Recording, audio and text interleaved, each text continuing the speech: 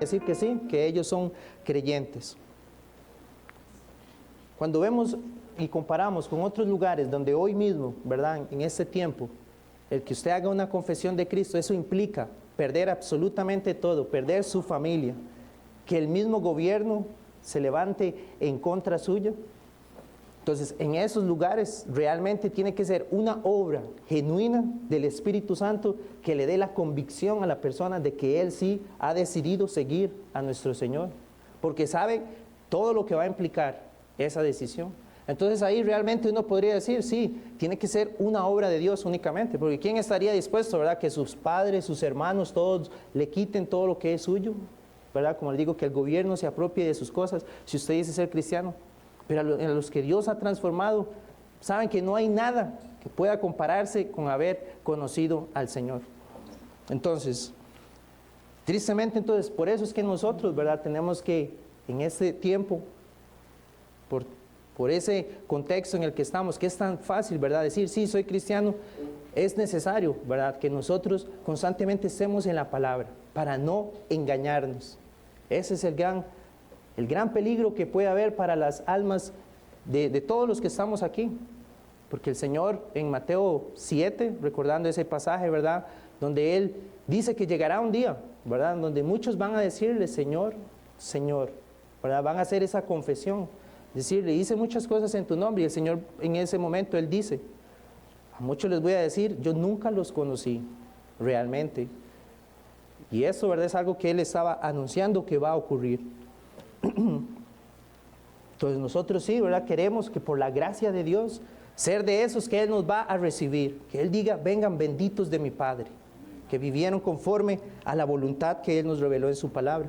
Y en la epístola de Juan eso es lo que vemos. Ahora, no vamos a ver todas las evidencias, solamente algunas que he considerado para recapitular y poder meditar en esto, porque como les digo, primeramente para nuestras vidas, examinarnos, pero también es una herramienta que el Señor nos permite cuando podamos compartir el Evangelio con otros. Saber que esta epístola de Juan podemos usarla para guiar a las personas también a que se expongan si realmente ellos han experimentado el nuevo nacimiento. Quería hacer nada más una comparación con un relato que está en Génesis 34. No lo busquemos para... Nada más quiero comentarles que es cuando la hija de Jacob, ¿verdad?, que se llamaba Dina, ella dice el relato, ¿verdad?, que un hombre de una región que era de los heveos, dice que la tomó a ella, ¿verdad?, y abusó de ella. Pero que ese hombre se enamoró de Dina, de la hija de Jacob. Pero para los hijos de Jacob eso fue una ofensa, ¿verdad?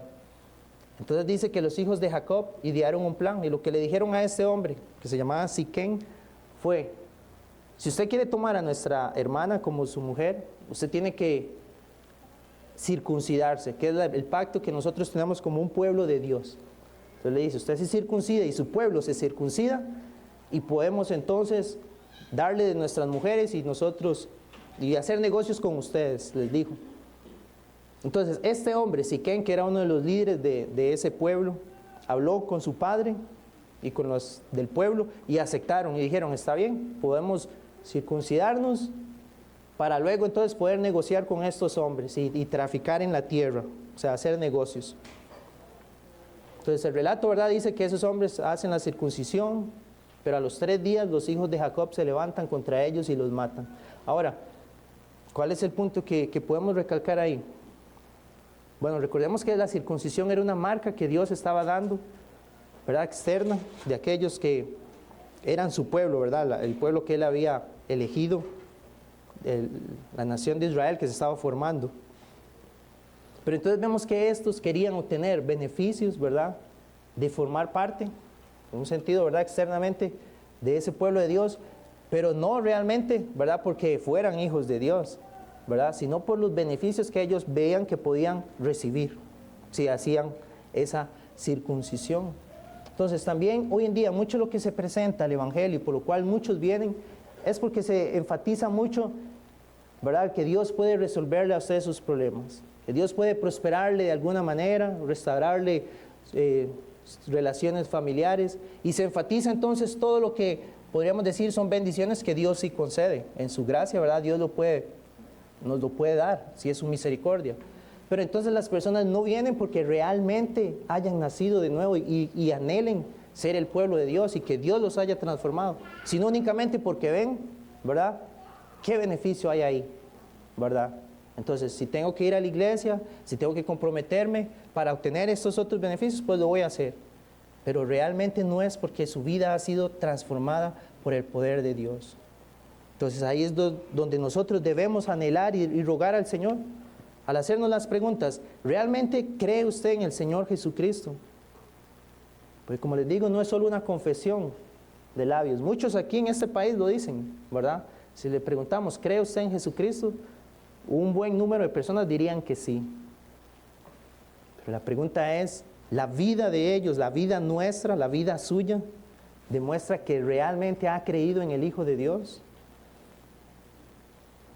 Estoy aquí porque amo al Señor Jesucristo. Ese es el principal motivo por el cual hoy me congrego en que es el día del Señor.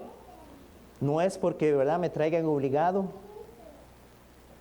No es verdad porque me insisten tanto de que vaya, que voy a ir para ver, sino porque realmente Dios ha concedido el arrepentimiento de nuestros pecados. Puede usted decir hoy, sí, Dios me ha concedido y me ha dado arrepentimiento para vida. Y estoy realmente siguiéndole a Él al ver su gracia, cómo me ha perdonado. Puede también usted decir que ha existido un cambio en su alma. Su mente, como vamos a ver ahora, tiene la luz de las verdades de Dios. ¿Vive usted conforme a esas verdades que Dios ha revelado en su palabra y que le dictan el camino y la conducta que usted debe tener? Y desea usted obedecer a Dios en todo por causa de Cristo, quien murió en la cruz por sus pecados. También, como hemos visto, ¿ama usted a los creyentes? ¿Desea este compañerismo hoy, en el día del Señor, verdad? Venir, ver a mis hermanos que tal vez durante la semana no tuve el tiempo para poder conversar, escucharlos, y por eso vengo y aprovecho, estoy tempranito para acercarme y ver cómo está mi hermano, preocuparme por él, orar los unos por los otros. ¿Huye usted de los males de este mundo malvado? Como hemos visto, y vamos también a repasar un poco, ¿no ama este mundo, el sistema mundano que se levanta en contra de la voluntad de Dios? Si usted responde que sí a estas preguntas, bueno, debe dar gloria a Dios, porque quiere decir que Él le ha salvado, porque solamente Él puede hacer esta obra en el corazón de un pecador, y Él continúa haciendo esta obra en usted. Pero también, como les decía, en el momento en que el apóstol Juan redactó la carta, podían surgir esas dudas en los hermanos, ¿verdad? Al ver a aquellos que iniciaron con ellos, pero que ahora estaban negando a Cristo, la encarnación del Hijo de Dios, estaban negando la ley del Señor, estaban despreciando a la iglesia. Entonces podía aparecer esas dudas, ¿verdad? En aquellos que sí eran creyentes, que a esos son los que Juan especialmente apunta y les dice, hijitos, ustedes por los cuales yo me preocupo. Más bien esto que yo les expongo es para que ustedes descansen y dicen, y sabemos, porque como vimos, ¿verdad? Era algo que él enfatizaba. Sabemos que sí estamos en el verdadero. Entonces puede ser, ¿verdad? Que en medio nuestro sí haya creyentes, pero que estén en este momento con algunas dudas de su salvación. Como nosotros creemos, ¿verdad? Y es la convicción que tenemos como iglesia, la salvación que Dios ha ganado por medio de su Cristo no se pierde. Aquellos que somos del Señor, ninguno se va a perder. Pero lo que puede ocurrir, ¿verdad? Es, esa certeza de esa salvación puede venir y tambalearse en la vida de algunos.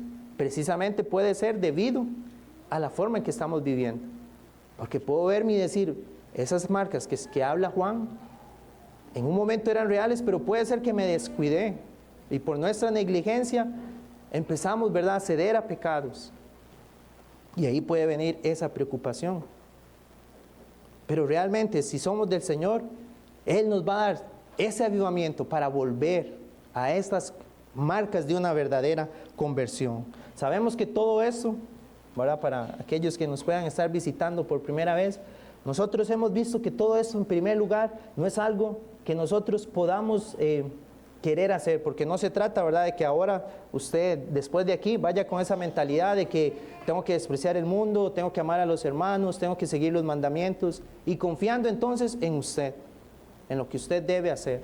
No, lo que vemos es que esto primeramente es porque el Espíritu Santo, como Juan lo enfatiza en la epístola, ¿verdad?, nos ha dado testimonio del Hijo. Él nos ha guiado al Hijo. Y por estar en el Hijo de Dios es que esto es real en la vida de un creyente. Entonces no se trata de lo que usted puede hacer, es lo que Dios ya ha hecho. Le ha cambiado sus afectos, ya usted ahora ama la santidad. Ahora usted ama obedecer la ley del Señor. Y como resultado entonces usted vive y se conduce de esa manera, pero por lo que Dios ha hecho. Entonces ahí es donde debe iniciar más bien el examen entonces. ¿Está usted en Cristo? Porque si es así, entonces el Señor le ha dado su Espíritu para que usted empiece a crecer en estas evidencias. Entonces, como decía un hermano, la carta, la epístola de Juan, explica la naturaleza, el carácter y el comportamiento de los verdaderos cristianos. Ellos nacen del Espíritu de Dios, como les había dicho. Eso está en 1 Juan 2:29. 1 Juan 3:9, 1 Juan 4:7 y 5, versículos del 1 al 4. Luego, creemos en Cristo. Como les decía también, eso es 1 Juan 5:1. Todo aquel que cree que Jesús es el Cristo es nacido de Dios. El cristiano verdadero está convencido de su pecaminosidad.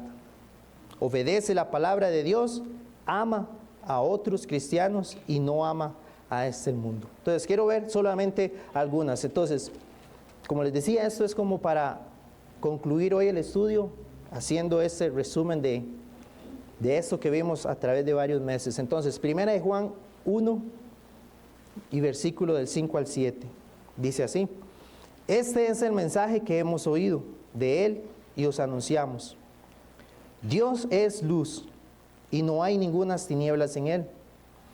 Si decimos que tenemos comunión con Él y andamos en tinieblas, mentimos y no practicamos la verdad.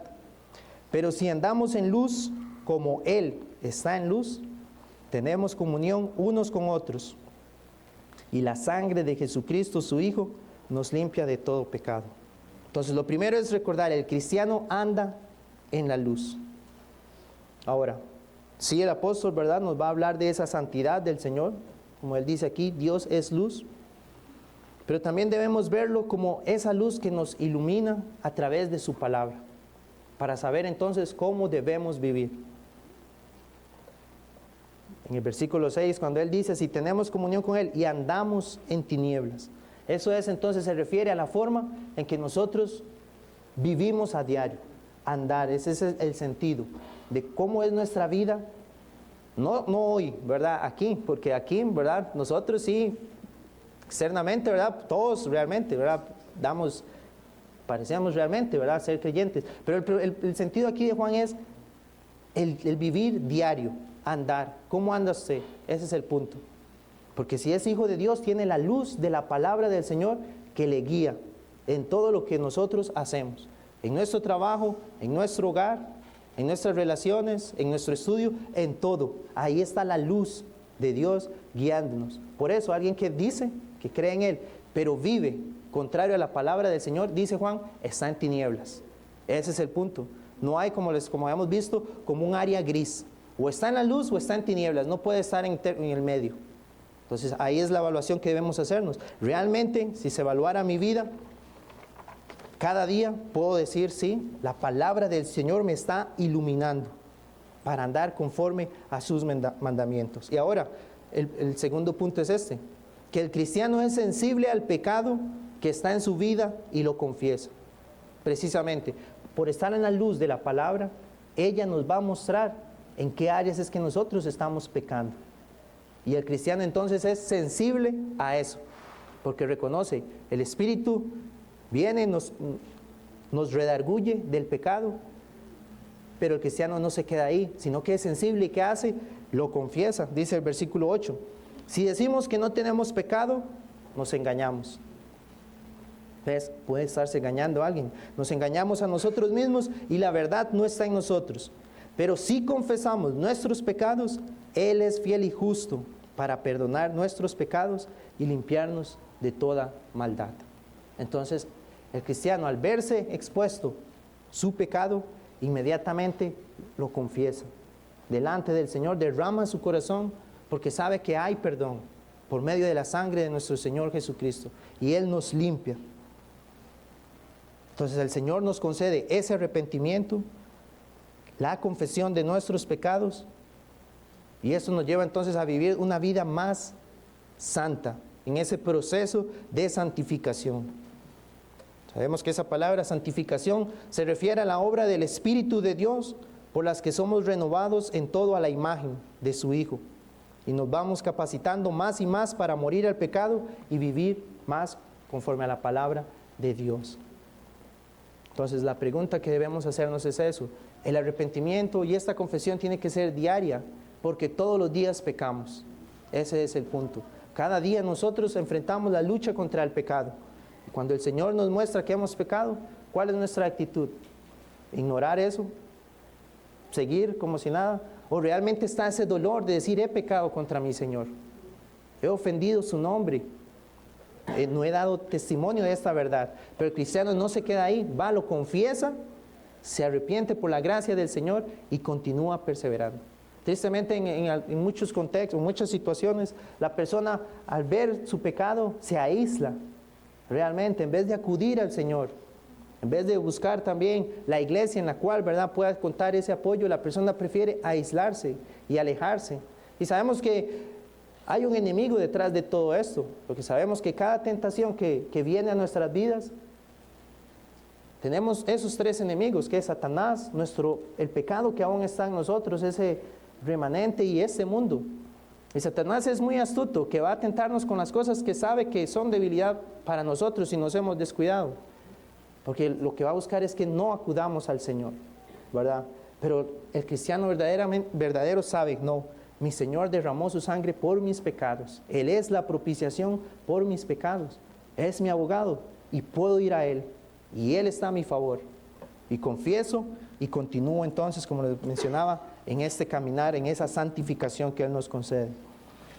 Tercero, el cristiano guarda los mandamientos de Dios. Habíamos visto que Juan enfatizaba, podríamos decir, en tres grandes rubros lo que eran las evidencias. La doctrina correcta de Cristo, el guardar los mandamientos del Señor y esa relación social del amor hacia otros. Y precisamente 1 Juan 2, del 3 al 4, nos habla de guardar los mandamientos.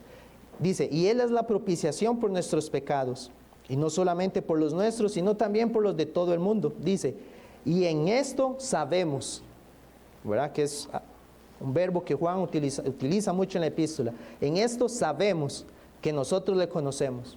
¿Dice usted si conoce a Dios? Bueno, aquí dice cómo es que usted lo puede saber. Si guardamos sus mandamientos. No significa entonces esto que el cristiano se conforma a ellos sin fallas, ¿verdad? Más bien esto lo que se refiere es al estilo de vida que refleja un creciente aprecio por los mandamientos de Dios y una creciente conformidad a ellos. Conforme más conozco la ley del Señor, su palabra, más anhelo ser moldeado conforme a esa verdad. Que ella entonces sea la que me vaya santificando cada día. Por eso entonces, ¿cuánto usted le dedica al estudio de la palabra del Señor? Porque entonces ella es la que le va a guiar y le va a trazar el camino.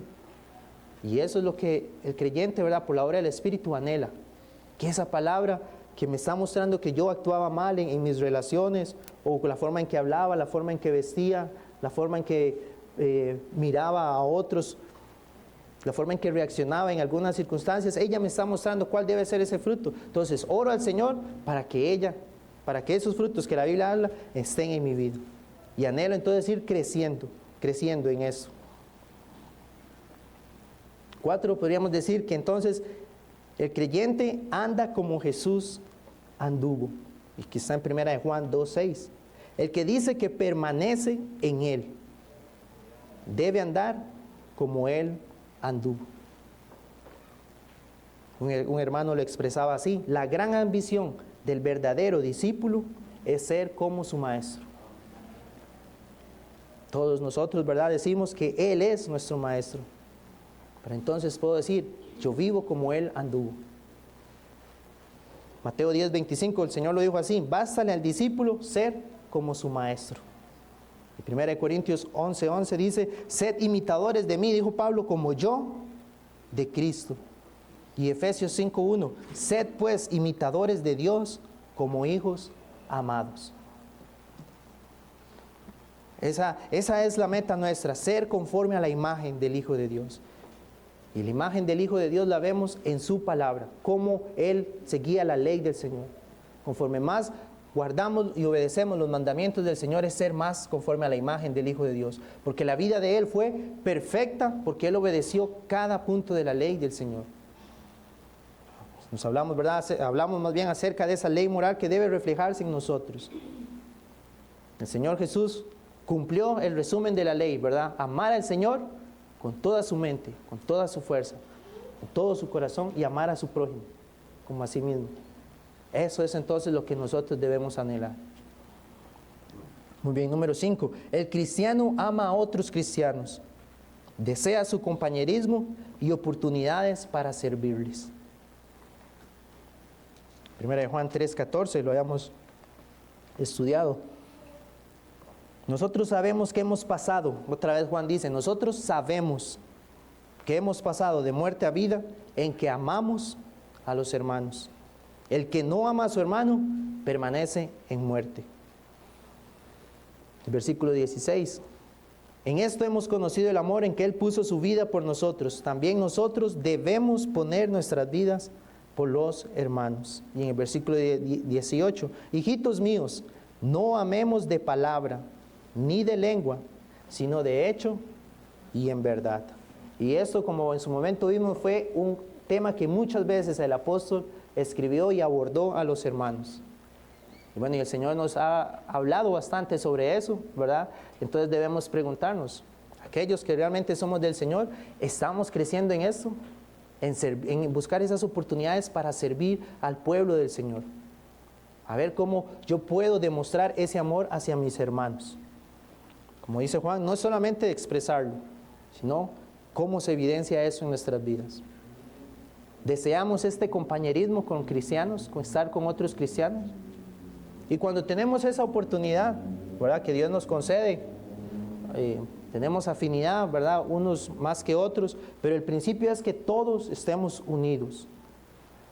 Pero cuando compartimos, ¿es Cristo el centro de lo que conversamos, de lo que hacemos? Realmente en el creyente así debe ser, ¿verdad? Podemos empezar a hablar varios temas, pero al final nuestras conversaciones terminan en Cristo, en lo que Él ha hecho. Y eso es lindo, porque demuestra entonces que no es algo falso ni obligado, sino que es algo que surge realmente de manera genuina en aquellos que Él ha transformado. Entonces debemos orar al Señor, que Él nos conceda entonces esas oportunidades, saber cómo yo puedo llegar a servir más a los hermanos, involucrarme más, de alguna manera cómo ayudarnos más unos a otros. Muy bien, luego Juan expresa también que el cristiano crece en su desprecio y rechazo al mundo. Y en 1 Juan 2:15 él nos lo había expresado así: no améis al mundo. Y sabemos que eso se refiere a las ideas o hechos de este mundo que contradicen el carácter y la voluntad de Dios. Todo este sistema que es contrario a la Biblia, eso es lo que Juan nos dice: no amen al mundo. Y en el versículo 16 él expresa: porque todas esas cosas que hay en el mundo, los deseos de la carne, los deseos de los ojos y la vanagloria de la vida, no proviene del Padre, sino que es del mundo. Y él dice: y el mundo pasa y sus deseos. Ahí el sentido de este versículo es que el mundo se está conduciendo de una manera en la cual, y así lo entendemos, Dios lo está guiando. Dios lo está llevando hasta el momento en que todo esto, ¿verdad?, va a ser transformado, porque será el momento, luego Juan lo expresa, el momento en que viene, en que es la venida del Señor. Entonces, este mundo, sus ideas, Todo lo que este mundo hace en contra de Dios, todo eso está pasando. Y aquel que entonces sigue a este mundo, va a ocurrir lo mismo. Llegará el momento en que eso pasa y experimentará la condenación. Pero aquel que es hijo de Dios desprecia a este mundo. Todo aquello que yo veo que es contrario a lo que el Señor ha mandado en su palabra, no puedo amarlo, porque estaría amando a dos señores, dijo también, ¿verdad?, nuestro Señor en los Evangelios. O amo al mundo o amo al Señor. Pero el creyente desprecia al mundo y ama cada día más a su Salvador. El cristiano busca crecer en santidad y en pureza moral. También, 1 Timoteo 4:7, también Pablo le aconsejaba a Timoteo, ejercítate para la piedad. Entonces eso es parte, ¿verdad?, del anhelo nuestro. Una vida que crece en santidad al Señor. Número 8 dice, el cristiano cree y confiesa que Jesús es el Cristo, el Hijo de Dios y el Salvador del mundo. Ahora uno podría decir, claro, soy cristiano, ¿cómo no voy a confesar esto? Confesar a Cristo. Pero como les decía, esa confesión tiene que ser marcada por cómo usted vive. Fácilmente puedo decir, sí, creo que Cristo es mi Salvador, pero vivo como el Señor lo mencionaba, sin seguir la ley que Él ha dejado. Entonces esa confesión no es cierta. No creo que Él es el Hijo de Dios y no creo que Él es el Salvador, porque yo me rebelo en contra de su ley. Si Él es mi Salvador y mi Señor, vivo conforme a lo que Él ha revelado en su palabra. Primera de Juan 4:2 dice, en esto conoced del Espíritu de Dios. Todo espíritu que confiesa que Jesucristo ha venido en carne es de Dios. Y en el versículo 13, en esto conocemos que permanecemos en Él y Él en nosotros, en que nos ha dado de su Espíritu. Y nosotros hemos visto y testificamos que el Padre ha enviado al Hijo, el Salvador del mundo. Nuestra salvación entonces no puede estar en otro lugar que no sea nuestro Salvador Jesucristo.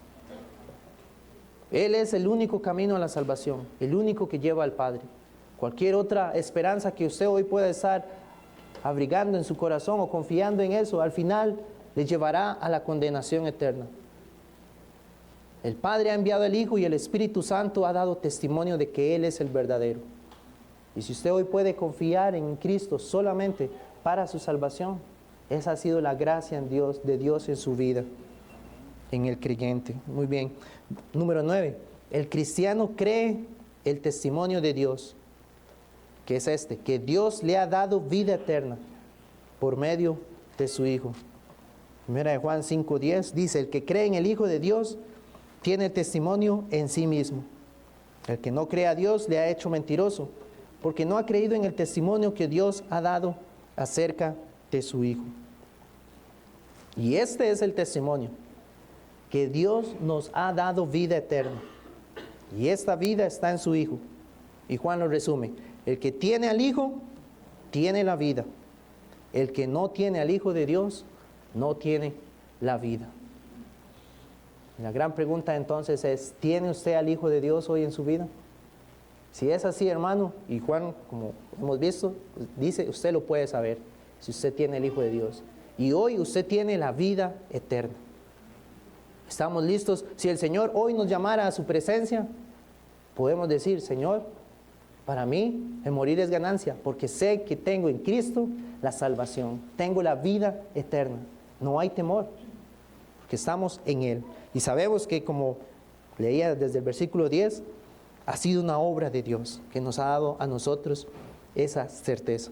Entonces, dice, aunque el cristiano puede ser asediado con muchas dudas y aún cuestionar la realidad de su salvación, a través de su vida él perseverará y crecerá en su confianza de que Dios le ha dado vida eterna. Podemos buscar el Salmo 139.